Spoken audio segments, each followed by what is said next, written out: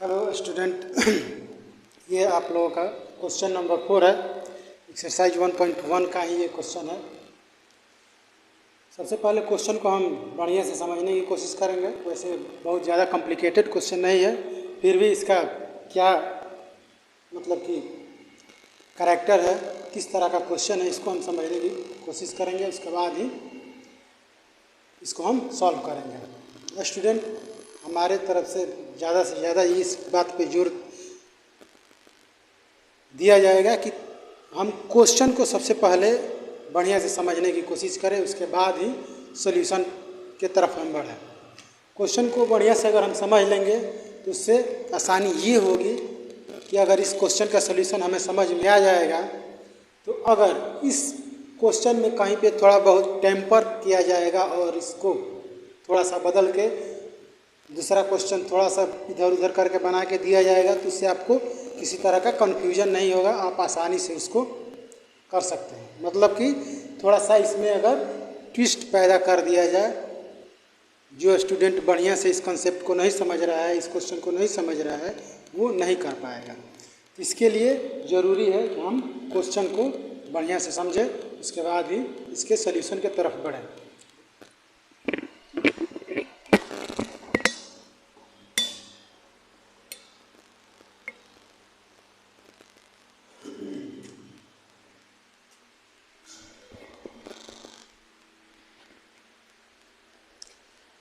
Student, जैसा कि question में दिया है, use Euclid's division lemma to show that the square of any positive integer is either of form 3m और 3m+1 for some integer m। मतलब कि यहाँ पर m जो है इंटीजर्स है, कोई भी इंटीजर्स हो सकता है, मतलब कि यहाँ पे कुछ और हो सकता है यहाँ पे। अब यहाँ पे सबसे पहले है कि लेमा क्या होता है। तो स्टूडेंट, जब भी हम एक नंबर को दूसरे नंबर से डिवाइड करते हैं, या कुछ इस तरह से इसको हम समझ सकते हैं कि जब भी हम किसी नंबर को डिवाइड करते हैं तो उसमें जो होते हैं डिविडेंड, डिवाइजर, कोसेंट और रिमाइंडर, उन सब के बीच में एक अलजेब्रिक रिलेशन बनाया जाता है, उसी को लेमा बोला जाता है। जैसे कि अगर कोई नंबर ए है और उसको बी से डिवाइड किया जा रहा है तो उसको हम लिख सकते हैं A equal B Q plus R. Student, ध्यान देना है कि ये जो आर होता है हमेशा equal and greater than 0 and less than B होता है। यही लेमा है, इसके साथ ये कंडीशन अप्लीकेबल होता है। इसके बाद स्टूडेंट, एक और टर्म हमें इसमें मिलता है जैसे कि एल्गोरिथम। जब भी कोई हम जैसे मान लीजिए कि इस लेमा के बेस पे हम कोई HCF निकाल रहे हैं तो उसमें बहुत सारे स्टेप होते हैं, सबको मिला के उसी को एल्गोरिथम बोला जाता है। अब यहाँ पर दिया है कि जो एक नंबर है, या यहाँ पे बोला जा रहा है कि एनी पॉजिटिव इंटीजर्स जिसका फॉर्म जो होगा स्क्वायर करने पर वो 3m और 3m+1 के फॉर्म में होगा। इस चीज़ को हमें शो करना है, दिखाना है। स्टूडेंट, ये जो लेमा है अभी हम लिखे थे A equal B Q plus R, इसी के मदद से इसको प्रूव करना है। तो ये आसान है। अब इसको हमें देखना है कि किस तरह से इसका हम सोल्यूशन देंगे, क्योंकि अगर मान लीजिए कि इस तरह का क्वेश्चन है कि एग्जाम में आता है तो वो निश्चित ही 2 नंबर या 2 नंबर से ज़्यादा का क्वेश्चन होगा। तो उसके लिए जो स्टेटमेंट प्रॉपर देना चाहिए उसको देना पड़ेगा, जहाँ जस्टिफाई करना होगा, जस्टिफिकेशन देना होगा वो भी देना पड़ेगा। इस तरह से इसका सॉल्यूशन हो जाएगा। स्टूडेंट, देखते हैं, यहाँ पर दिया है एनी इंटीजर, हम यहाँ पर अज्यूम कर लेंगे लेट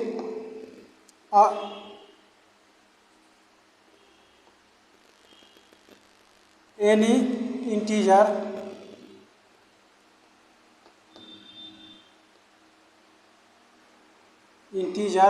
z डिवाइडेड बाई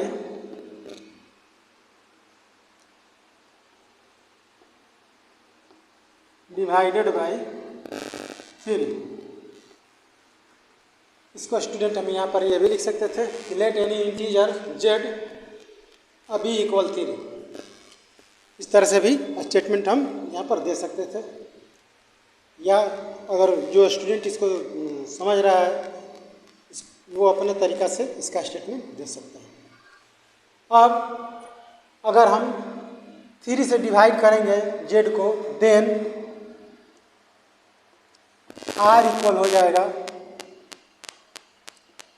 यहाँ पे 0, 1, 2, इतना ही होगा। अब ऐसा इसलिए होगा क्योंकि जो आर होगा हमेशा 3 से छोटा होगा, बी से छोटा होगा। जिससे हम किसी नंबर को डिवाइड करते हैं उससे हमेशा आर छोटा होता है। ये चीज़ जब हम डिवीज़न बनाना सीख जाते हैं, हम भाग देना सीख जाते हैं, उसी टाइम ये चीज़ भी हम सीखते हैं कि जो डिवाइजर होता है इससे रिमाइंडर हमेशा छोटा होता है। लेकिन लगभग परसेंटेज स्टूडेंट इस पे ध्यान नहीं देते हैं, इसके बारे में पता ही नहीं रहता है। 10th 11th सब पढ़ लेते हैं लेकिन नहीं पता होता है। इसका जस्टिफिकेशन यहाँ पर हो जाएगा has R equal and greater than 0 and less than B. So Z equal यहाँ पर हो जाएगा 3q प्लस 0 भी लिख सकते हैं, हम लिख लेते हैं ताकि ज़्यादा क्लियर हो जाए concept. 3q plus 1, 3q plus 2। Student यहाँ पर अगर 0 लिख लेते हैं जिससे जो थोड़े कमज़ोर स्टूडेंट हैं उनको भी कन्फ्यूजन नहीं होगा कि हम 0 काहे नहीं लिख रहे हैं, नहीं तो कन्फ्यूज हो जाते हैं स्टूडेंट। अब यहाँ पे और लगा लेंगे, और का साइन रहेगा। कहने का मतलब है कि अगर 3 से हम डिवाइड करेंगे तो रिमाइंडर ये सब आ सकता है। उसके अकॉर्डिंग जेड का जो फॉर्मेशन होगा अकॉर्डिंग टू लेमा वो 3q plus 0, 3q plus 1, 3q plus 2 हो सकता है। अब स्क्वायरिंग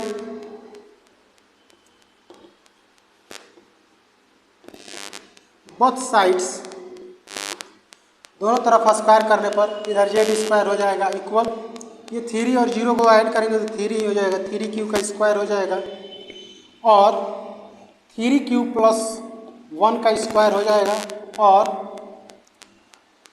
3q प्लस 2 का स्क्वायर हो जाएगा।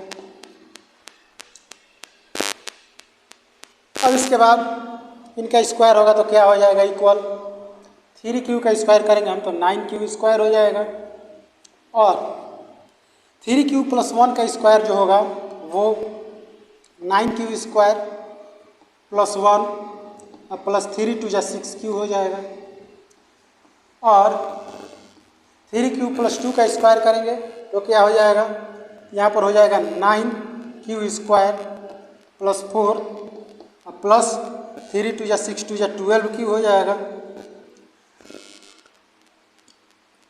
स्टूडेंट अब जो 3q है इसको 9q स्क्वायर है, इसको हम लिख सकते हैं 3q इंटू 3 स्क्वायर।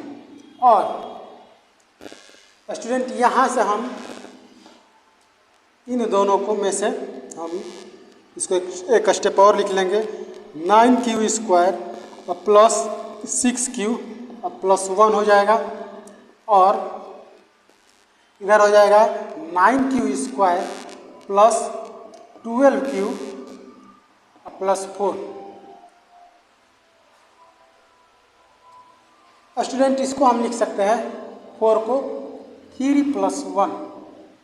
अब यहाँ से स्टूडेंट इन दोनों में से हम 3 कॉमन ले लेंगे, यहाँ पे इन तीनों में से 3 कॉमन ले लेंगे, यहाँ पर इसमें से 3 कॉमन ले लेंगे।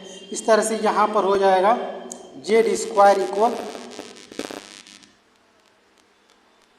3q स्क्वायर, और यहाँ पर हो जाएगा 3 कॉमन लेंगे 3q square plus 2q plus 1, यहाँ से हम लेंगे कॉमन इन तीनों में से, यहाँ पर हो जाएगा 3q square plus 4q plus 1 plus 1।